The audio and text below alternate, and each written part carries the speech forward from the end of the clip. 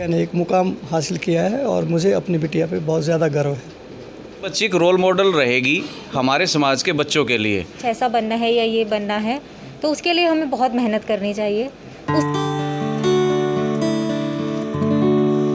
नमस्कार साथियों, आज हम पहुंचे हैं कुरुक्षेत्र स्वामी कुंज में, जो मैक स्वामी का निवास स्थान है। कुरुक्षेत्र की इस बेटी ने यूपीएससी की परीक्षा पास करके एक नया नाम कमाया है और एक ख़ास मुलाकात में जानते हैं कुछ सवालों और जवाबों के साथ मैक स्वामी जी से एक ख़ास मुलाकात। सभी दर्शकों को बताते हैं कैसे कितना संघर्ष किया मैक स्वामी ने, एक ख़ास मुलाकात में जानते हैं। आओ साथियों आते हैं। और कुरुक्षेत्र के लिए एक बड़ा नाम कमाया है और बहन जी से जानते हैं। बहन जी, सबसे पहले आपको प्रणाम। Thank you so much. जैसा कि हमको पता है बहन जी ने जो अभी क्रैक किया है एग्ज़ाम में, तो उसके बारे में, शिक्षा के बारे में बताओ। आपकी शिक्षा कहाँ से शुरू हुई थी, कैसे क्या? मैंने कुरुक्षेत्र से ही पढ़ाई की है। गीता निकेतन आवासीय विद्यालय से मैंने 10th तक पढ़ाई की है। उसके बाद सेटेक चंद मेमोरियल पब्लिक स्कूल से, और फिर मैंने एनआईटी कुरुक्षेत्र से बीटेक किया है और थोड़े साल प्राइवेट जॉब भी किया। उसके बाद फ़िलहाल मैं जैसे एचसीएस अंडर ट्रेनिंग यमुनानगर में कार्यरत हूँ और अभी ये यूपीएससी का परिणाम घोषित हुआ है, उसमें मुझे 393 रैंक मिला है। बहुत बहुत शुभकामनाएं।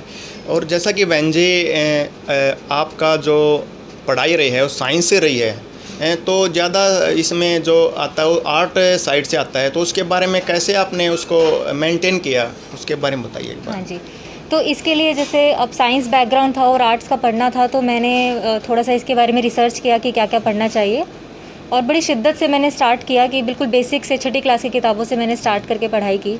एनसीईआरटी पढ़ी, थोड़ा सा बेसिक पढ़ा, और उसके बाद मैंने उसको जितना मैं जान पाई, जितना मैं पढ़ पाई, उसको आर्ट्स की तरफ मैंने अपना, मेरा रुख पहले ही उधर था और उसको मैंने इवॉल्व करा पढ़ाई के साथ साथ, ऐसे किया। जैसा कि बहन जी, एक हमने बात सुनी है कि आप पढ़ाई के दौरान सोशल मीडिया से दूर रहे हैं, ये क्या सत्य बात है? हाँ जी, बिल्कुल। वो एक डिस्ट्रैक्शन का सोर्स होता है, फेसबुक, व्हाट्सएप वगैरह, तो मैंने वो सब हटा दिया था। और मैं यही चाहती थी कि जब मैं पढ़ाई कर रही हूँ तो मुझे और किसी चीज़ से फालतू की परेशानी ना हो। यूट्यूब वगैरह मैंने खूब यूज़ किया, ऑनलाइन सोर्सेज बहुत यूज़ किए, लेकिन सोशल मीडिया जहाँ पे मुझे लगता था कि टाइम वेस्ट हो रहा है, तो मैंने सब हटा दिया था। चलो जी। हाँ जी। बहुत, जैसे कि बहन जी ने बताया है कि सोशल मीडिया से बहुत दूर रहे हैं और एक अच्छा मुकाम भी हासिल किया है।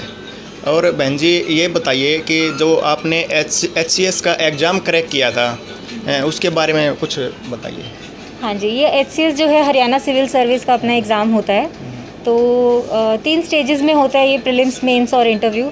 उसके लिए मैंने तैयारी जो मैंने की थी, जैसे मैंने अपनी यूपीएससी की जो ही मेरी तैयारी थी, वही तैयारी मेरी इसमें भी काम आई, और जो कुछ अलग इसमें पढ़ना होता था वो मैं पढ़ लेती थी, और बाकी तो डिटेल स्ट्रैटेजी है वो शायद आगे बताएंगे।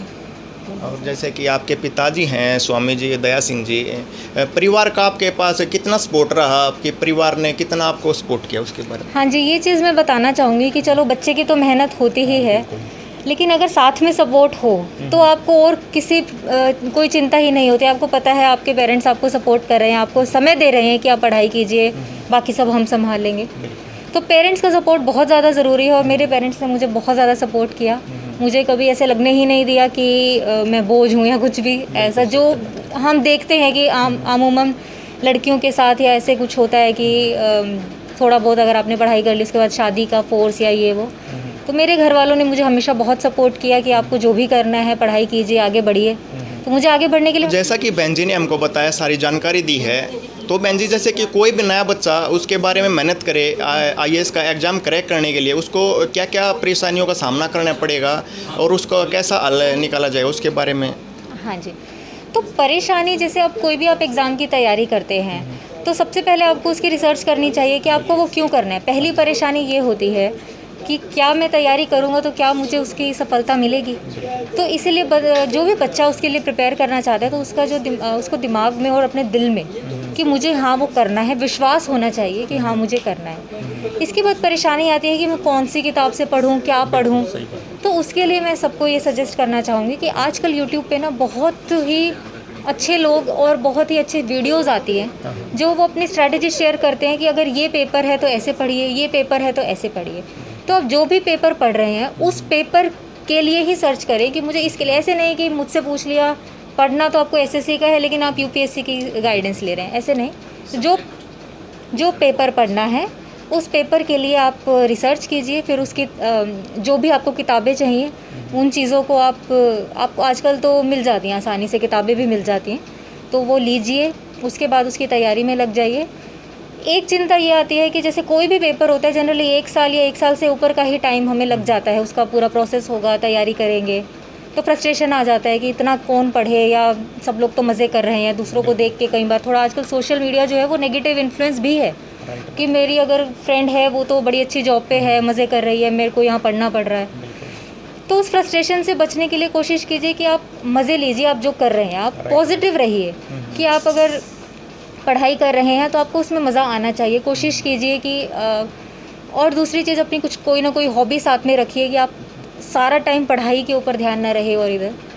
बाकी पेरेंट्स का सपोर्ट जिनको मिल जाता है वो बहुत खुशनसीब होते हैं। मैं तो यही कामना करूँगी कि सबको वो सपोर्ट मिले और उसके बाद तो मंजिल बस आप चलते जाइए, आपको ज़रूर मिलेगी। चलो जी, बहुत बहुत है। और बहन बेटियों के लिए क्या संदेश है आपके लिए? उसके लिए मेरा एक ही संदेश है कि हम कुछ भी करना चाहें या कुछ भी हमारे मन में आता है कि हमें कुछ ऐसा बनना है या ये बनना है, तो उसके लिए हमें बहुत मेहनत करनी चाहिए, उससे पीछे नहीं हटना चाहिए। जैसे कि ये मेरा चौथा अटैम्प्ट था, मैं पहले फ़ेल भी हुई हूँ इसमें, तो फेलियर से घबराना नहीं है। और उसके लिए मतलब कभी कोई प्रॉब्लम आ रही है तो किसी से बात कीजिए, अपने सीनियर से बात कीजिए, उसको सॉर्ट आउट कीजिए और लगे रहिए, तो आप फाइनली आप वो अचीव करेंगे जो आप चाहते हैं, लेकिन कार्यरत रहें उसके लिए। के हैं जो दयाशंकर स्वामी जी हैं, मैक स्वामी जी के पिताजी, इनसे पूछते हैं।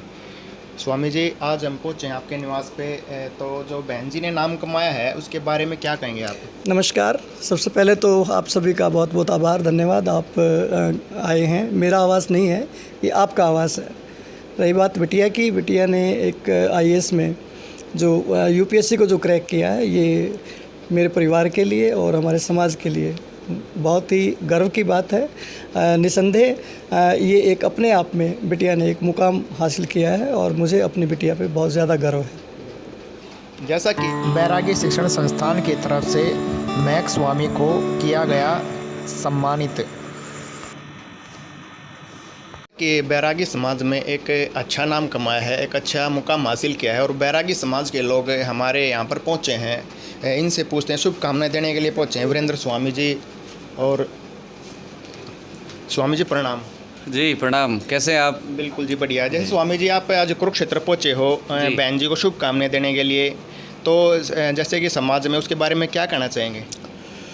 देखिए, जो ये ओकेज़न है, दया सिंह जी की पुत्री महक जी जो आईएएस में आई हैं, ये हम सब के लिए, सिर्फ एक परिवार के लिए नहीं, पूरे वैरागी स्वामी कहें, वैष्णव कहें, समाज के लिए बहुत ही हर्ष का विषय। पूरे राष्ट्रीय स्तर पर इसको एक पर्व के रूप में मनाया जा रहा है।